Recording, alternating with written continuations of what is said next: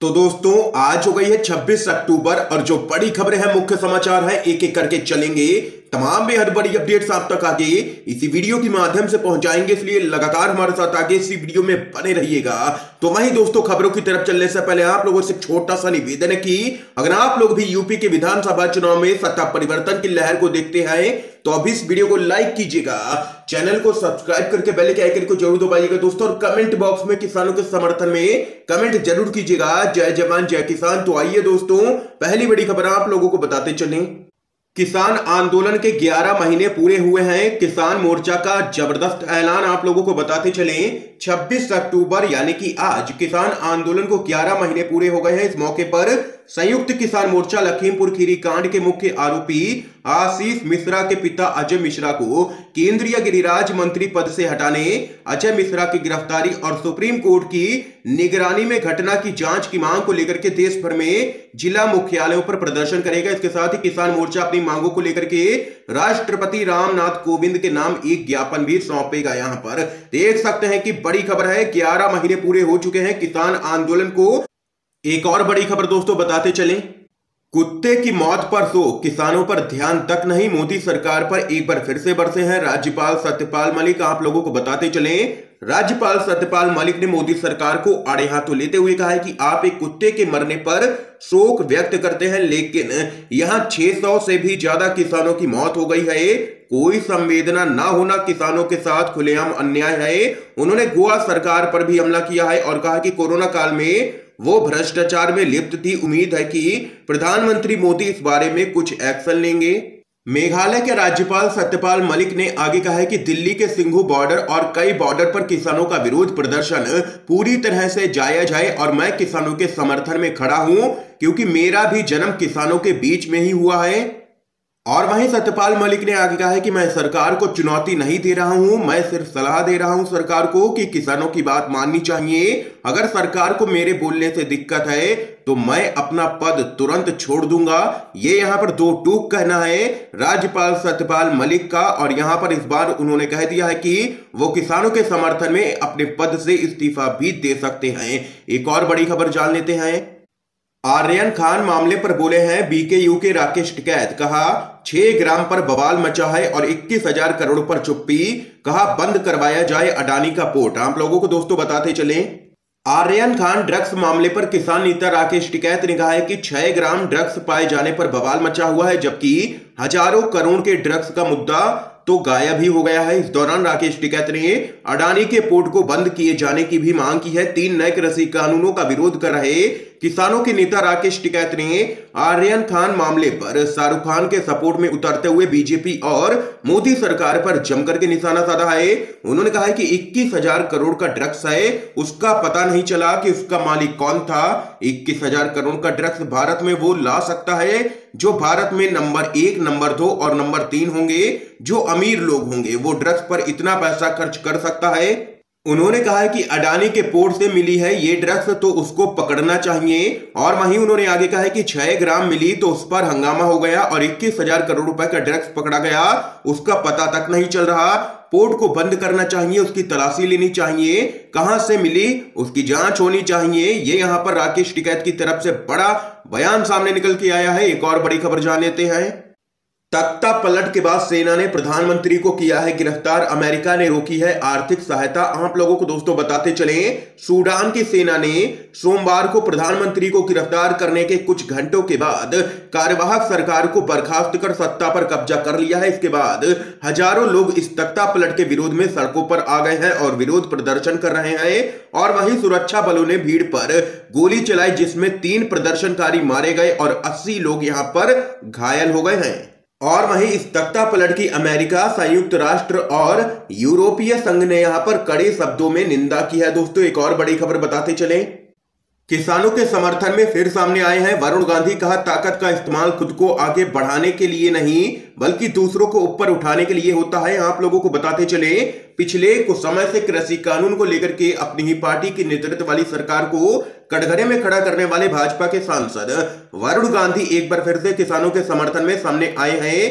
किसानों का समर्थन करते हुए उन्होंने कहा है कि ताकत का इस्तेमाल खुद को आगे बढ़ाने के लिए नहीं बल्कि दूसरों को ऊपर उठाने के लिए होता है।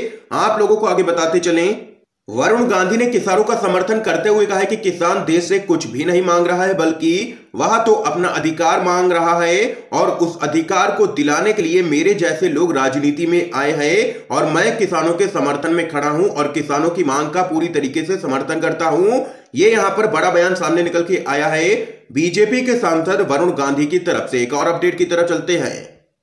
जम्मू कश्मीर अमित शाह की मौजूदगी के बीच आतंकियों ने पुलवामा में सुरक्षा बलों पर फेंका है ग्रेनेड। आप लोगों को बताते चलें, जम्मू कश्मीर के पुलवामा में सोमवार शाम को आतंकवादियों ने काकपुरा इलाके की एक पुलिस पोस्ट पर ग्रेनेड से हमला कर दिया। हालांकि इस हमले में किसी के भी हताहत होने की खबर नहीं है। सेना और पुलिस के जवानों ने इलाके की घेराबंदी करके सर्च ऑपरेशन भी शुरू कर दिया है और यह सब कुछ तब हो रहा है जब खुद केंद्रीय गृह मंत्री अमित शाह जम्मू कश्मीर में मौजूद हैं। इसके साथ ही एक और अपडेट बताते चलें, मोहम्मद शमी की ट्रोलिंग पर राहुल गांधी ने दी है प्रतिक्रिया, कहा हम सब तुम्हारे साथ हैं। आप लोगों को बताते चलें, कांग्रेस के पूर्व अध्यक्ष और सांसद राहुल गांधी ने पाकिस्तान से टीम इंडिया की हार के बाद गेंदबाज मोहम्मद शमी की ऑनलाइन ट्रोलिंग पर प्रतिक्रिया दी है। उन्होंने ट्वीट करके मोहम्मद शमी का समर्थन करने की बात कही है। राहुल गांधी ने ट्वीट किया, मोहम्मद शमी हम सभी तुम्हारे साथ हैं। ये लोग नफरत से भरे हुए हैं क्योंकि इन्हें कोई प्यार नहीं देता है, इन्हें माफ कर दें। और वहीं इसी पूरे मामले को लेकर के ओवैसी ने कहा है कि सोशल मीडिया पर मोहम्मद शमी को निशाना बनाया जा रहा है जिसमें मुसलमानों के खिलाफ कट्टरता नफरत दिखाई जा रही है। क्रिकेट में आप जीतते हैं या तो हारते हैं, टीम में 11 खिलाड़ी होते हैं लेकिन सिर्फ एक मुस्लिम खिलाड़ी को निशाना बनाया जाता है। क्या बीजेपी सरकार इसकी निंदा करेगी? ये यहां पर अपडेट है दोस्तों। अगली बड़ी खबर बताते चलें, बीजेपी के टूल किट की तरह काम कर रहा है फेसबुक। खतरनाक होने के बावजूद बजरंग दल पर नहीं लगाई रोक, कांग्रेस का आरोप। आप लोगों को बताते चलें, फेसबुक भारत में बीजेपी के टूल किट की तरह काम कर रहा है। बीजेपी की दुष्प्रचार मशीनरी, नफरत भरे भाषण, गलत सूचनाएं फेसबुक के जरिए लगातार फैला रही है। इसके बावजूद कोई कार्रवाई नहीं होना, फेसबुक बीजेपी गठजोड़ की पोल खोल रहा है, यह आरोप कांग्रेस ने लगाया है। कांग्रेस के प्रवक्ता पवन खेड़ा ने दिल्ली में कांग्रेस मुख्यालय में आयोजित प्रेस कॉन्फ्रेंस में कहा है कि फेसबुक अपने लाखों करोड़ों यूजर्स की सुरक्षा सुनिश्चित करने में नाकाम साबित हुआ है। नतीजतन इस प्लेटफॉर्म का इस्तेमाल नफरत फैलाने वाली सामग्री के प्रसार के लिए किया जा रहा है। और वहीं कांग्रेस के प्रवक्ता ने आगे कहा है कि फेसबुक की आंतरिक रिपोर्ट में यह बात सामने आ चुकी थी कि बजरंग दल जैसे बीजेपी के संगठन देश में सांप्रदायिक तनाव फैलाने वाली सामग्री पोस्ट कर रहे हैं। इसके बावजूद फेसबुक ने बजरंग दल को खतरनाक संगठन की श्रेणी में डालने के बावजूद इस पर रोक नहीं लगाई क्योंकि इस कदम से बीजेपी नाराज हो जाती। और वहीं उन्होंने सवाल पूछा है कि फेसबुक क्या भारत सरकार के लिए काम करता है या फिर अपने लाखों करोड़ों भारतीय यूजर्स के हितों के लिए। और वहीं कांग्रेस ने फेसबुक पर भारत के चुनावों को प्रभावित करने और लोकतंत्र को कमजोर करने का भी आरोप लगाया है। कांग्रेस ने इसकी संयुक्त संसदीय समिति यानी कि जेपीसी से जांच कराने की मांग की है। ये यहां पर जोरदार हमला देख सकते हैं। कांग्रेस पार्टी ने बोला है बीजेपी और फेसबुक पर और कहा है कि भाजपा के सहयोगी के रूप में काम कर रही है फेसबुक और इस पूरे मामले की जांच होनी चाहिए। एक और बड़ी खबर जान लेते हैं, एलोपैथी विवाद में रामदेव को दिल्ली हाई कोर्ट से लगा है बड़ा झटका। कहा आरोप सही या गलत ये बात की बात है पर केस को यूं ही नहीं फेंक सकते हैं। आप लोगों को बताते चलें, दिल्ली हाई कोर्ट ने एलोपैथी विवाद में रामदेव को झटका देते हुए कहा है कि यह याचिका विचार के पूरी तरीके से योग्य है, इसे पहले चरण में बाहर नहीं किया जा सकता है। कोर्ट ने कहा है कि चिकित्सक संघों के आरोप सही या गलत है ये बात की बात है लेकिन केस को यूं ही नहीं फेंक सकते हैं। चिकित्सक संघों ने दलील दी है कि रामदेव एक प्रभावशाली व्यक्ति हैं, वह न केवल एलोपैथिक उपचार बल्कि कोविड-19 के टीके के बारे में भी यहां पर आम जनता के मन में संदेह पैदा कर रहे थे। और वहीं हाई कोर्ट ने इस पूरे मामले को 27 अक्टूबर को लिस्ट किया है जिससे रामदेव के वकील अपनी दलीलें पेश कर सकें। ये यहां पर दोस्तों देख सकते हैं कि रामदेव की मुश्किलें बढ़ती हुई नजर आ रही हैं। एक और बड़ी खबर जान लेते हैं, बिहार विधानसभा उपचुनाव, आरजेडी प्रमुख लालू प्रसाद यादव दिखाएंगे दम, कांग्रेस और एनडीए के खिलाफ भरेंगे हुंकार हल्ला बोल। जी हां दोस्तों, आरजेडी के प्रमुख लालू प्रसाद यादव ने बिहार में कदम रखते ही सियासत को गरमा दिया है। वह बुधवार को तारापुर व कुशेश्वर स्थान में चुनावी सभाएं करेंगे। लालू प्रसाद यादव यहां पर दिल्ली से पटना पहुंचे। बिहार आने के पहले दिल्ली में ही उन्होंने उपचुनाव में प्रचार करने का संकेत दे दिया था। लालू प्रसाद यादव आगामी 27 अक्टूबर को 2 चुनावी जनसभाओं को संबोधित करेंगे।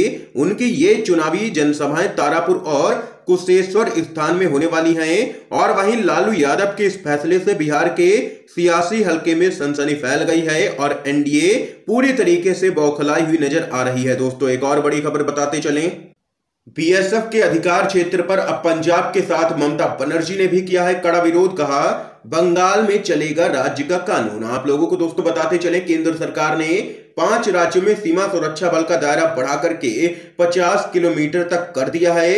इस फैसले का पंजाब सबसे ज्यादा विरोध कर रहा है। और वहीं अब पश्चिम बंगाल की मुख्यमंत्री ममता बनर्जी ने भी खुलकर के केंद्र सरकार के फैसले का विरोध करते हुए कहा है कि पश्चिम बंगाल में बंगाल का कानून ही चलेगा। केंद्र सरकार के इस फैसले के खिलाफ टीएमसी पहले केंद्र सरकार को पत्र लिखकर के आपत्ति जता चुकी है। सीएम ममता ने कहा है कि बीएसएफ का दायरा बढ़ाया जाना संघीय ढांचे में दखल देने के यहां पर प्रयास के तौर पर है। ये यहां पर कहना है ममता बनर्जी का। दोस्तों इस समय की आज की सभी बड़ी खबरें थी जो हमने आप लोगों तक पहुंचाई हैं यूएनडीवी के माध्यम से। अगर आप लोगों को ये वीडियो पसंद आया हो तो इस वीडियो को लाइक कीजिएगा, ज्यादा से ज्यादा इस वीडियो को शेयर कीजिएगा ताकि आप सभी के दोस्त भी इन खबरों को जान सके। वीडियो देखने के लिए आप सभी दोस्तों का बहुत बहुत धन्यवाद। जय हिंद, जय भारत।